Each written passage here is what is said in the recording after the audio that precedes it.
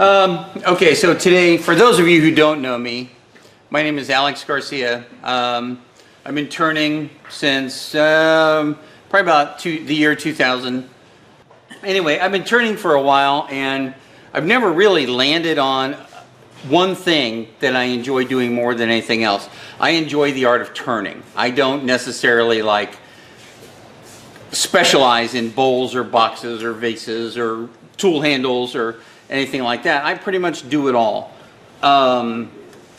Today we're going to do one of the most basic projects you can do, and I think one of the projects that all turners should do for a number of reasons. A tool handle is very basic spindle work, which is when I used to teach turning classes, it was the prerequisite. I would just mount up a block of wood about this size in between centers, and my students would make beads, coves, V-cuts, and they would do it ad nauseum until the wood was gone.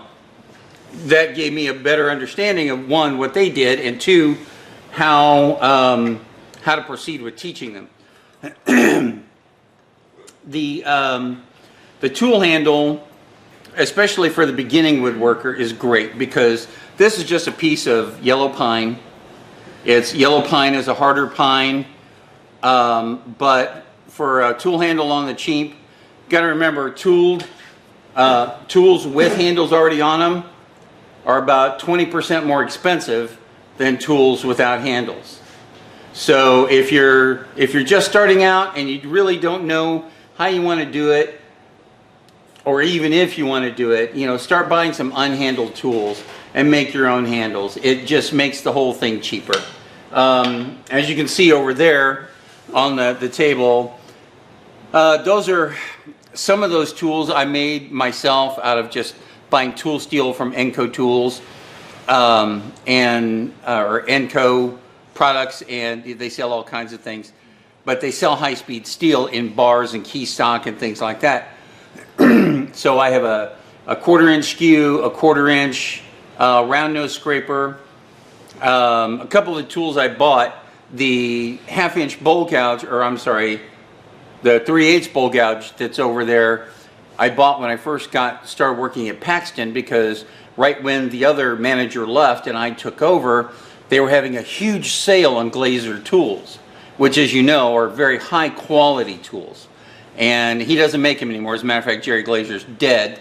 So the tool that I wanted was that 3/8 bowl gouge. It was, I don't know, $150 or something retail, and I got it for less than $100. So, but it came unhandled. So basically, that was the first tool handle I ever turned for that. So it's good. It's good practice to just start turning tool handles. A lot of people say, well, how do you deal with the ferrules? How do you deal, you see all these fancy gadgets that you have now where you drill the hole really deep, and then you turn the tool and you can slide it in and out, to whatever. All you need is a piece of copper. I bought a 10-pack of these, I don't know, for a couple of bucks years ago, and I still have most of them left. The 1/2-inch ones, I went out today and bought the 1-inch ones, thinking I was going to have a bigger tool to put in here, but these were like $1.50 a piece. Copper's expensive, but it's real easy to work, and you can cut it with your turning tools. So that makes it a big draw as well. I've seen people take brass nuts, the big ones, the plumbing type fixtures, and they'll cut the tenon, and then they'll screw the nut on, and then they'll take it over to their grinder and grind off the flats to make it round, and then sand it down and look real pretty and everything, and that's cool too. But again, just for my money, we're going cheap, so this is the way to go. I've even toyed with the idea of maybe using some Schedule 40 PVC, because it's really thick walled, and the whole purpose of the ferrule basically is when your tool is under stress, it keeps the wood from cracking. It's just there to hold the wood in place around the tool handle so that you don't, so it doesn't crack from the stresses. So, that being said, let me go ahead and get this rounded off.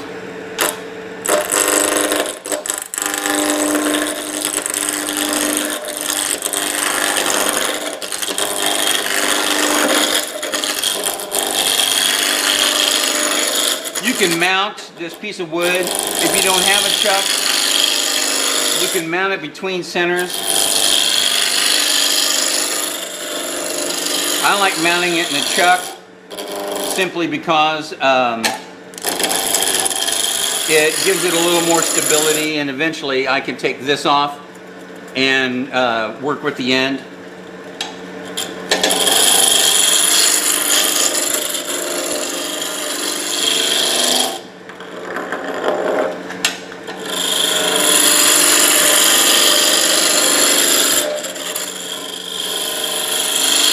Again, going to basic spindle technique. Notice I'm not moving my hands, I'm not moving my arms. I'm just moving my body back and forth.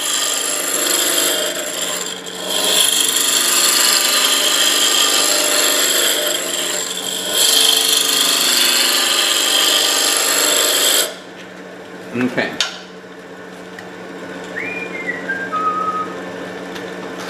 Here it is. Alright, so again, this is probably a little thick for a handle. I should turn it down a little bit more, and I think I will. But you know, as you can tell, your handle design is whatever you want it to be. I have turned handles out of branches that were just completely straight, and I just had a little flare at the end so that my hand wouldn't slip off. So, and that was the only reason I did that. As a matter of fact, that little 1/4-inch skew that's over there originally had a handle that was a mulberry branch.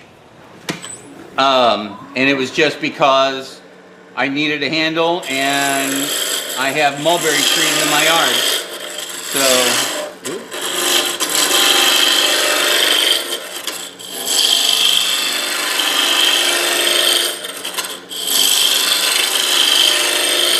I favor when I worked at Paxton years ago, we used to sell a line of turning tools from Two Cherries. Jeff used to sell them here too for a while. But their style of tool handle was really unique. As you can see, it had a bulb at the end, and then it also had a slight bulge here in the middle to keep your hand centered in the thing, but you could reach up and grip around the bulge if you wanted to. This is a good basic design as well. Actually, this is one of the very first turning tools I ever bought.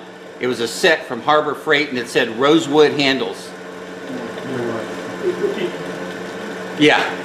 So yeah, I don't think that's really rosewood. It's rosewood colored maybe, but it's not really rosewood. But it's a great tool. I've had it for a very long time.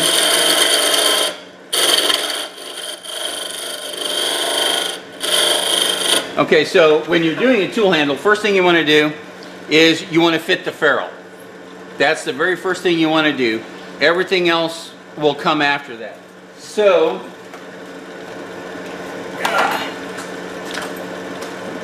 let me use one of the little ones.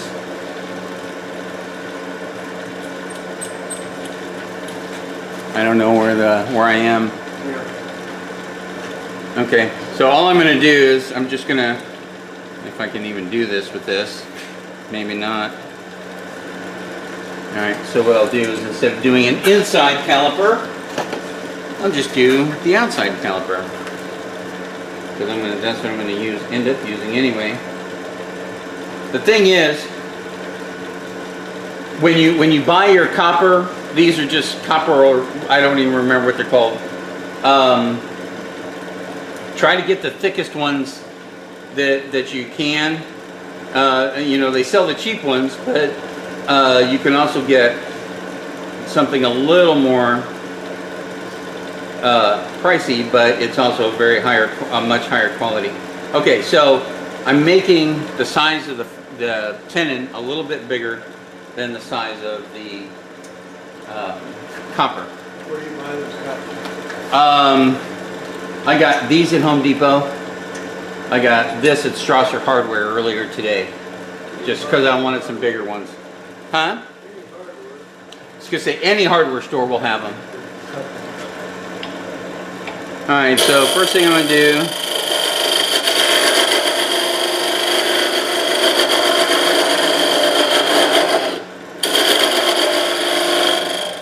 now the reason this is bouncing around is because this is pine, and pine has a even yellow pine has a very defined difference between the hardwood and the softwood. So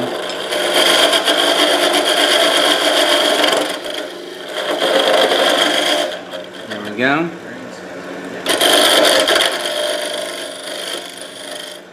Okay, so usually, I mean, if you look, the ferrules on these are fairly short. I like to make them a little bit longer. So on these are 1 inch, I believe, and I will make it, there's a little divot right in half, and for a small tool I guess I could go ahead and just cut it right in half. So at this point I forgot to bring a pencil, and a pencil over here somewhere maybe. Oh. Awesome, thank you.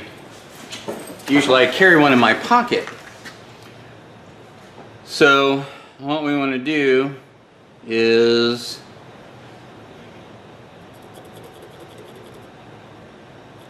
mark that right there.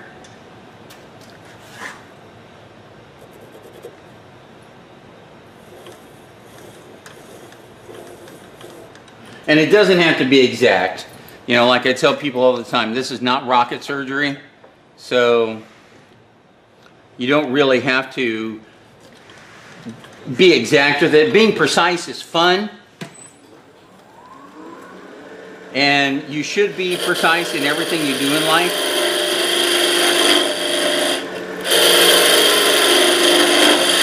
But in wood turning, it's not a necessity.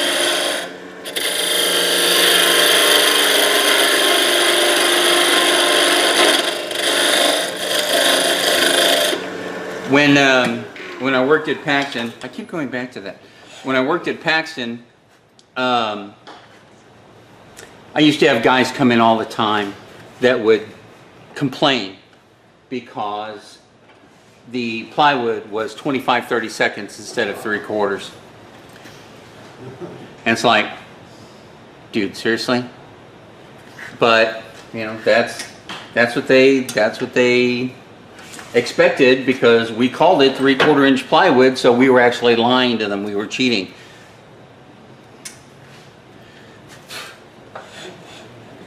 And I said, well, you don't really know a lot about the industry, do you?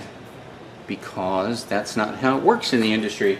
4/4 lumber is not actually 1 inch thick. It's 3/4, or in some cases 25-30 seconds.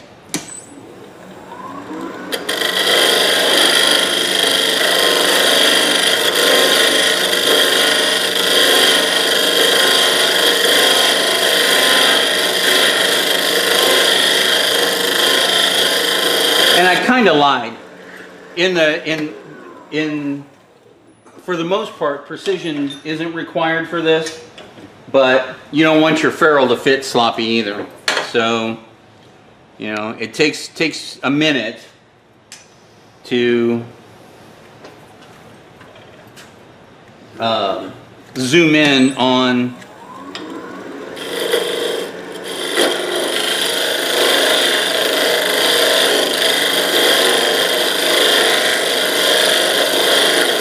watching some YouTube videos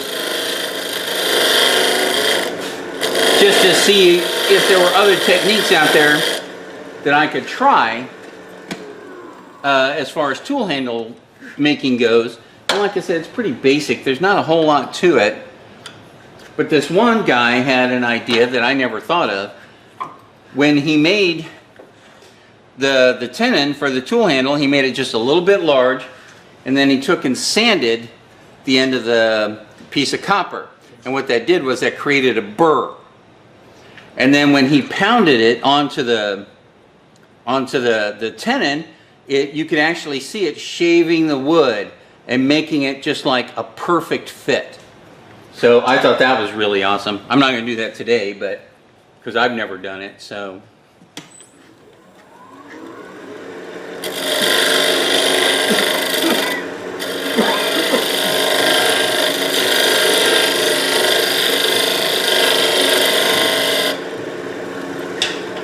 And something else to remember, especially in spindle turning, you can always, if you make a mistake, you can always cut it off and just make your handle a little shorter. I always start with a piece of wood that's a little bit longer than I actually want.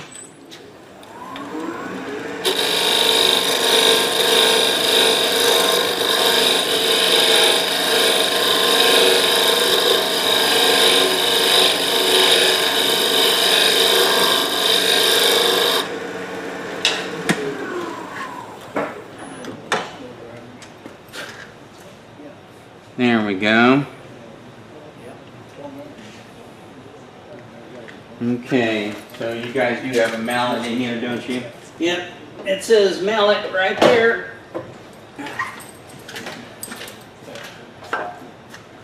Okay, so I would suggest, whether you're turning on a chuck or you're turning between centers, I would always suggest that when you pound the ferrule on, that you take it off the spinning part of the lathe. That's the technical term.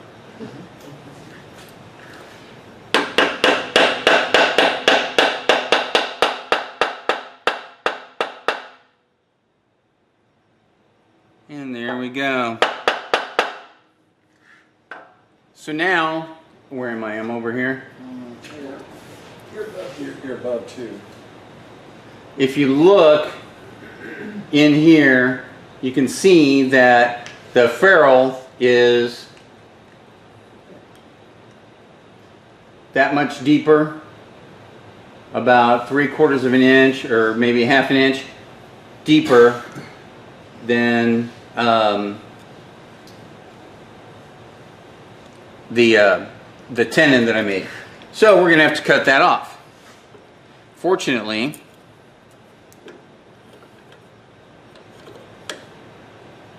hello.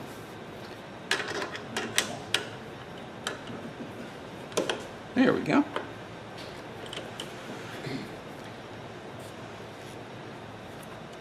Copper is a very soft metal, and you can turn this.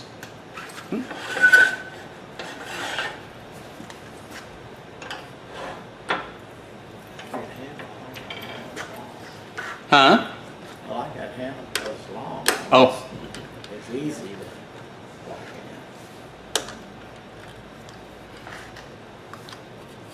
in. I have one of the old Novichucks with the weird drill press key kind of thing.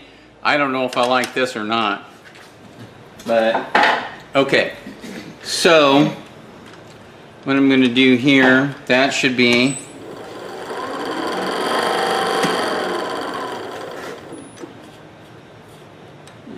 that's in there. That's right. Okay. Ouch. So now what I'm going to do is, oh gosh, you know what I should have done first? As I should have figured out. Okay.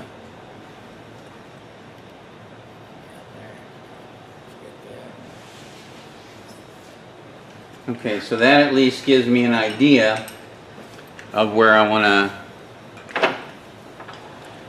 start my cut, and then I'll trim it as needed.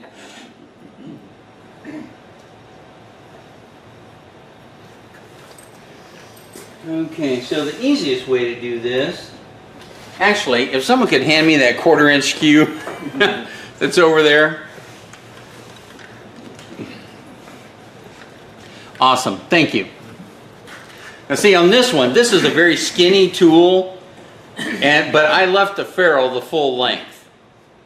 And the reason I did that is because this piece of high-speed steel was only 6 inches long to begin with. So I don't have a lot of, the metal isn't way down here in the haft. It's just basically just right here. So I left this longer, made the tenon a little bit longer just so that I would have a little bit more support for it.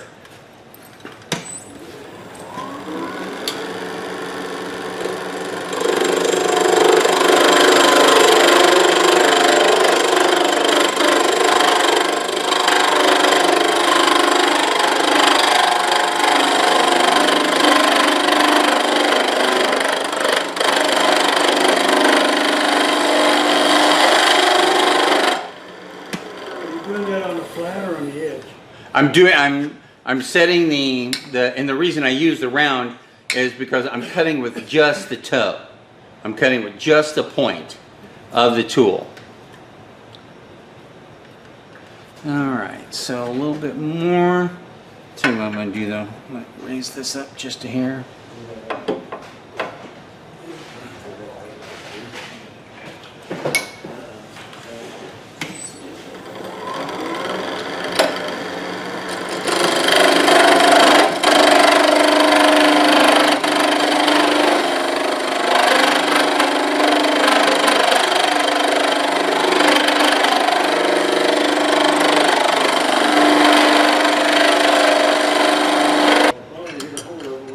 There we go. I'll just do that.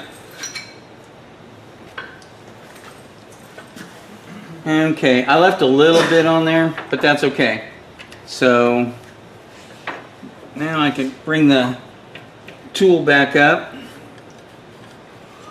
Tool rest back up. Crank it down a little bit. There we go.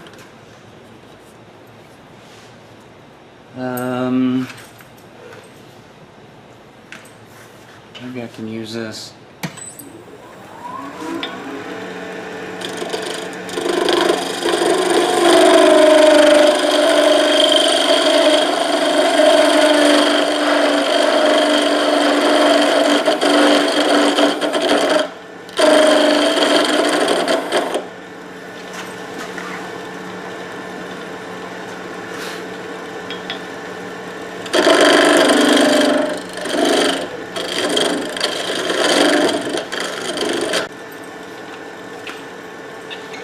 Alright, so now that we've got the ferrule on, and again, at this point you've decided what tool you're going to put in here. In this case, I'm going to put a very small tool in here.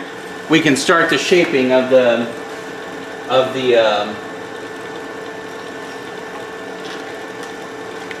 handle itself. How much does it help to epoxy those ferrules in? I use super glue, CA. That's all I use. I don't know if it's just because I'm cheap and I have a ton of super glue around the house, around the shop, but I've always just used super glue and I've never had a failure.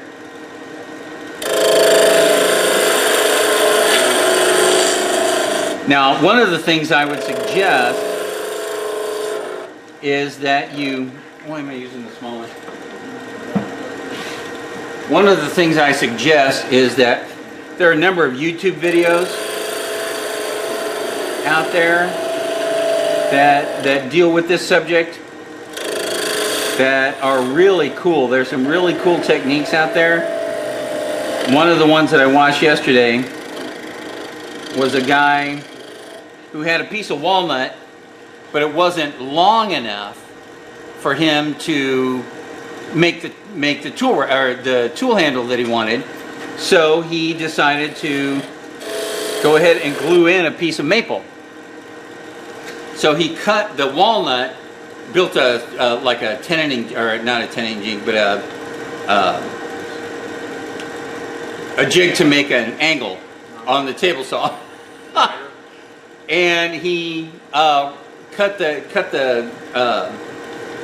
walnut at an angle, and then he took a small square of maple, probably 1.5 inch square, and he glued the walnut to each side, and then cut the part sticking out of the maple off. And he had, a tool handle that was this long, but it had this cool looking maple stripe running through the middle of it. So, there's all kinds of things you can do.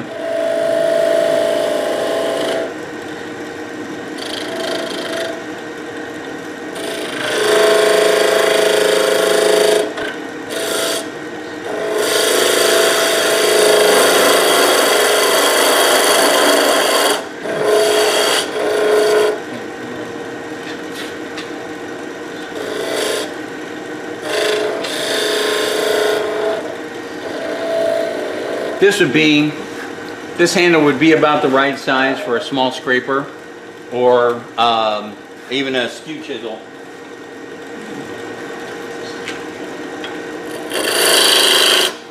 That's my problem. I forgot I raised that up.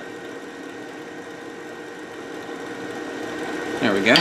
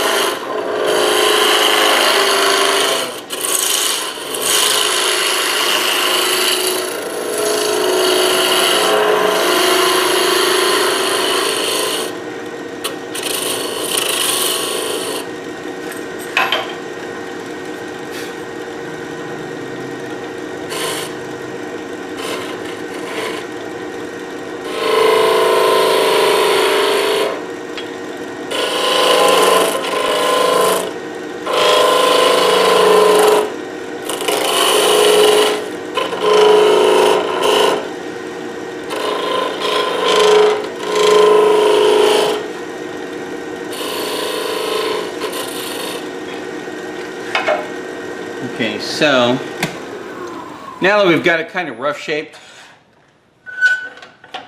I want to test it. I want to see, how's that going to fit in my hand? Is that going to work okay?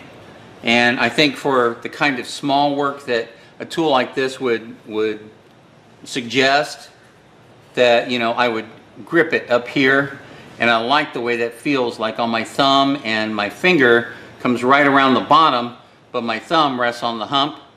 So, there's a certain ergonomics to all this that a lot of people don't think about. Now, the tool companies, they think about it, but we as everyday Joes, we don't think a lot about the ergonomics of how our hands fit on different things. Excuse me. So, all right, so with that being said, oops, wrong one.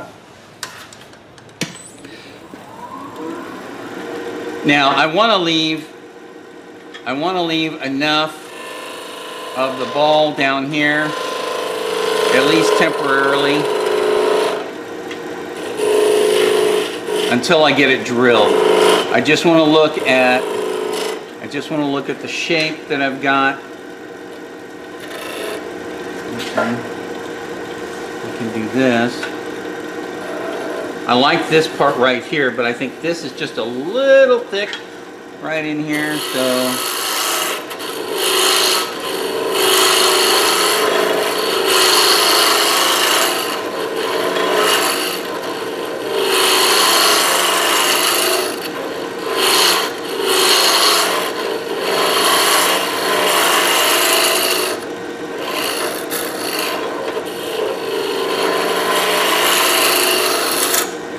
Okay, so there we go. Lemon peasy, lemon squeezy, easy peasy. Or however that's said. So we know that, you know, because I've got it mounted in the chuck, it's real easy for me to do the next part of this.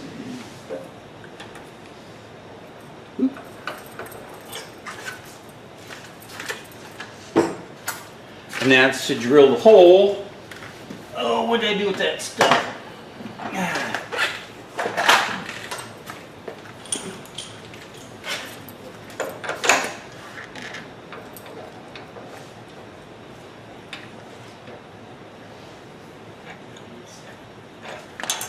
Okay, so I'm gonna say that for a tool like this, I'm probably gonna want to do maybe like a 1/4 inch tool, a 1/4 inch skew. So yeah.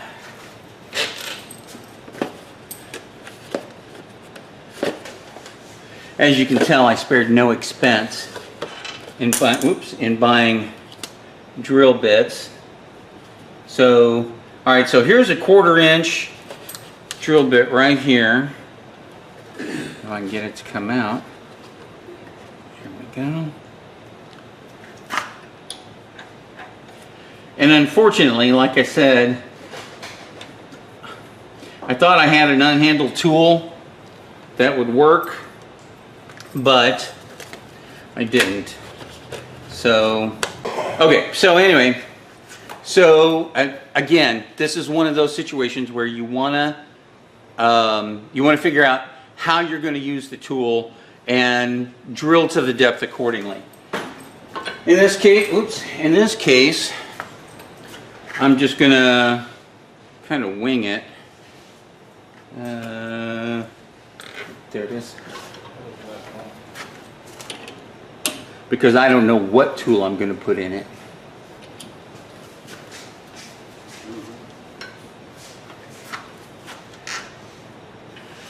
Now, when you're doing this, let me move the tool rest out of the way. There's a couple of important safety things. I'm sure you've all used your lathe as a drill press every once in a while to drill holes and whatnot, but there's a couple of important things that you want to remember. One is when you turn on the lathe, make sure you're holding on to the chuck. Okay, get it as close you can without actually touching. Hold on to the chuck just in case something goes awry. And then turn it on. Let's turn the speed down to about, let's say 800 RPM. And then you just hold on to the chuck.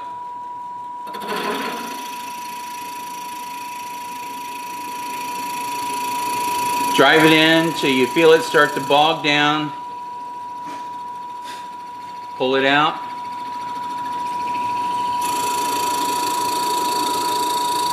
Go a little bit deeper. Pull it out. Don't ever try to drive it all the way in with one pass, because it'll just get clogged up. Okay, so I'm about 1.5 inches deep, which is more than enough for, I think, what I would do with this.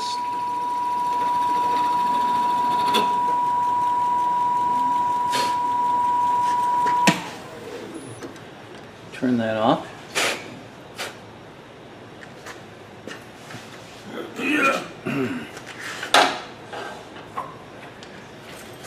Alright, so let's...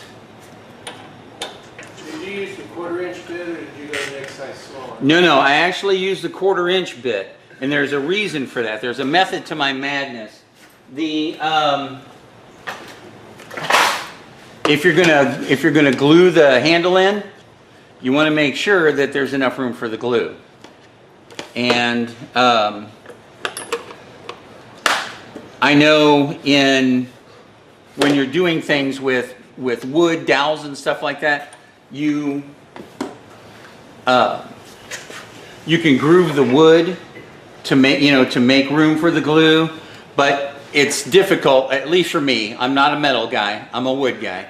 So it's difficult, it would be difficult for me to groove the pieces of metal just to get them to slide in there.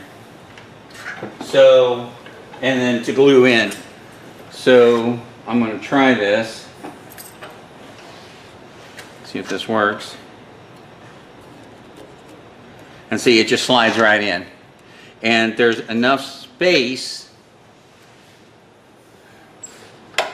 for the glue. I mean, you don't have to use a lot of glue, just enough to hold it in place. The ferrule will do most of the work for you. Now, there's something else that I need to discuss when we're talking about this. It's hard to make a square hole, and some tools have square tangs instead of round ones. So instead of doing like a bowl gouge or a spindle gouge or even a round skew like this, if you're doing a flat tool like a continental gouge or a skew chisel or a parting tool or something like that, you would measure the largest part of the tang, make your hole slightly smaller than the largest part of the tang, and then you would drill your hole to the proper depth, and then you would pound the tool in to get it to seat firmly. And then what I've done in the past is I've taken and cut a dowel, turned a dowel to whatever size the hole is, cut it in half on my bandsaw or whatever, and then glued in those halves in the spaces that are left, the voids that are left by the square tang and the round hole. So that's something to remember as well. So I'm not going to glue this on yet because I still need to fit the tool to this handle. But what I would normally do is glue it on, and then oops, how did I get there? I'm getting confused here.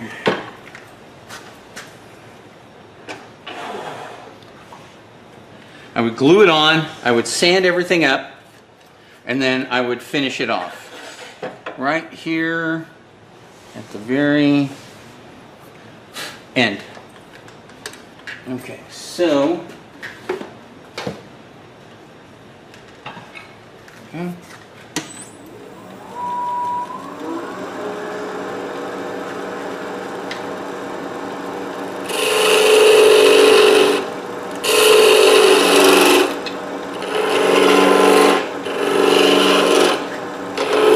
Whoop.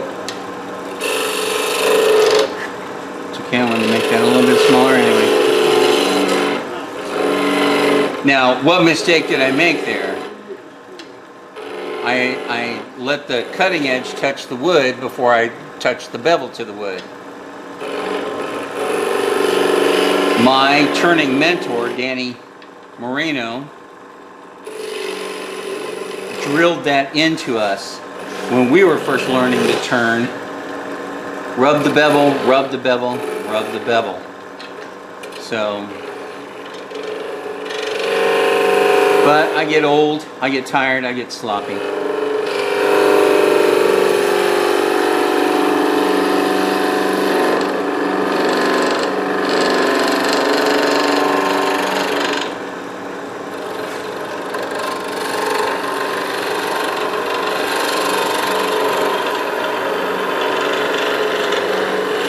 Okay, so now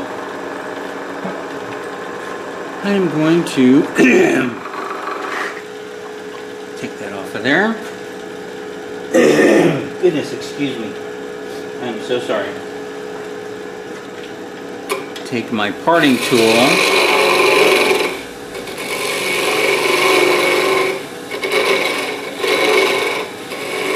Now, it used to be all the vogue years ago to get like an upholstery nail with a big head and drive it into the bottom of one of your tools. And I think I did that once or twice and then forgot about it. You know, I used up all the nails that I had and said, eh,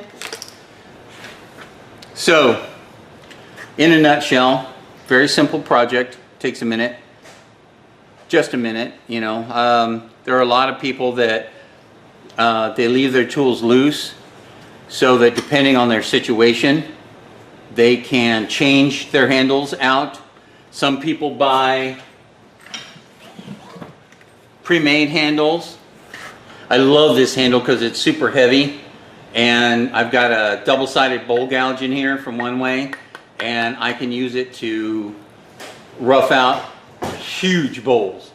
So it's really good. But for quick work, that's all there is to it. Any questions? What was your RPM for most of that turning? Spindle turning I do right around 1500 to 2000. In spindle turning, speed is definitely your friend. You know, when you get catches, it's spectacular. But but when you you know, when everything's turning right, you get a much smoother cut. It's easier to cut beads with the faster turning. If you're using a skew chisel instead of a regular spindle gouge or a roughing gouge like I was using, then you know it makes the planing cuts a lot smoother if you're going fast. All right, thanks so much. Thank you.